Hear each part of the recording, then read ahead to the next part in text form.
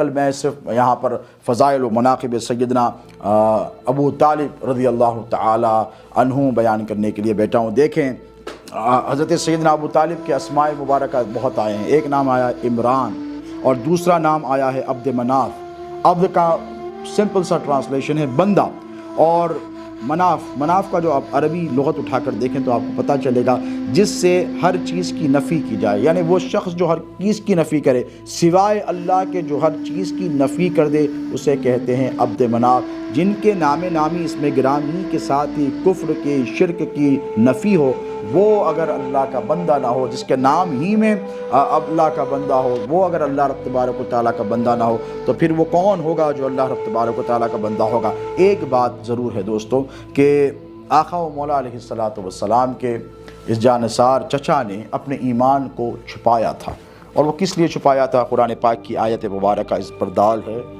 میں نے پڑھی تھی ابھی سورہ غافر کی آیت مبارک، بالکل آخری بات آپ کی سماعتوں کے حوالے کر رہا ہوں، تاکہ اگر کوئی کہیں ذہن میں آپ کے یہ شک، یہ کنفیوژن، یہ کانٹراڈکشن اگر پایا بھی جاتا ہے کہ اگر آپ کی فکر میں کہیں آ جاتا ہے کہ بھئی اعلان کیوں نہیں فرمایا، اعلان نہیں فرمانے کی صرف ایک وجہ ہے، یاد رکھیں قرآن پاک کی آیت مبارکہ سننے ایک بار پھر۔ وقال رجل مؤمن من آل فرعون یکتم ایمانہ اتقتلون رجلا ان یقول ربی اللہ وقد جاءکم بالبینات من ربکم، یہ سورہ غافر کی آیت ہے۔ حضرت سیدنا موسیٰ علیہ السلام کے حوالے سے فرعون کے دربار میں جب یہ سازش کی گئی کہ موسیٰ کو قتل کر دیا جائے، موسیٰ کو قتل کیا جائے، تو ایک شخص وہاں پر تھا جو صاحب ایمان تھا، جس نے حضرت موسیٰ علیہ نبینا علیہ السلام پر ایمان لایا تھا۔ وہ بے چین ہو گیا، بے قرار ہو گیا، حالانکہ اس نے اپنا ایمان چھپایا تھا، اور وہ خود نہیں کہہ رہا ہے، اللہ نے اس کے ایمان کے چھپانے کے عمل کو خود ارشاد فرمایا ہے۔ وقال رجل مؤمن، اللہ نے فرمایا وہ مرد جو مومن تھا، یعنی سب سے پہلے اسے مومن کی سند اللہ نے عطا فرمائی، پھر اس کا عمل بتایا، پھر اس کا پس منظر بتایا۔ من آل فرعون، وہ آل فرعون میں سے تھا۔ وہ کہاں سے تھا؟ وہ آل فرعون میں سے تھا۔ وقال رجل مؤمن، پہلے کہا وہ مرد تھا، وہ مومن تھا، اللہ جن سے مومن کہا ہے، پھر کہا من آل فرعون، وہ آل فرعون میں سے تھا، اور وہ کیا کرتا تھا؟ یکتم ایمانہ، اس نے اپنا ایمان چھپا کے رکھا تھا۔ کاہے کے لیے چھپا کے رکھا تھا؟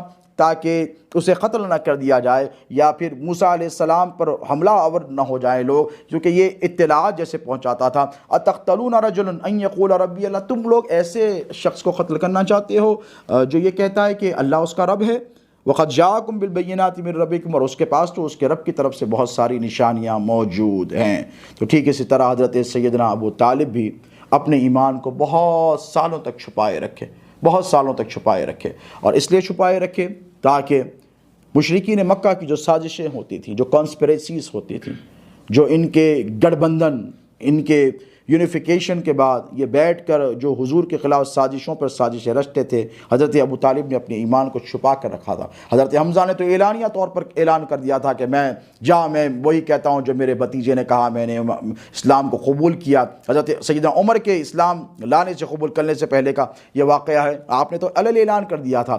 حضرت عباس تو بہت بعد میں آئے، لیکن حضرت سیدنا ابو طالب رضی اللہ تعالی عنہ چونکہ فریس تھے، بڑے ذہین تھے، اور بہت زبردست ڈپلومیٹ تھے، انٹیلیجنٹ تھے، انٹلیکچوئل تھے، تو وہ سمجھ گئے تھے کہ اگر میں نے بھی اعلان کر دیا تو یہ مشرکین مکہ کی جو سازشیں ہیں اس کے بارے میں پتہ کیسے لگاؤں گا؟ تو ایمان کو اپنے چھپائے رکھا، جس طرح موسیٰ کا امتی نے علیہ السلام کے امتی نے اپنے ایمان کو چھپایا تھا، اسی طرح سید الاولین والآخرین کے جانثار چچا محسن اسلام خواجہ بتا سیدنا ابو طالب نے بھی اپنے ایمان کو چھپا کے رکھا تھا۔ وہ چھپائے تو اللہ مومن کہے، یہ چھپائے تو سید المومنین ہو جائیں، تو کیا تعجب کی بات ہے دوستو۔ یہ حضرت سیدنا ابو طالب کا ایثار تھا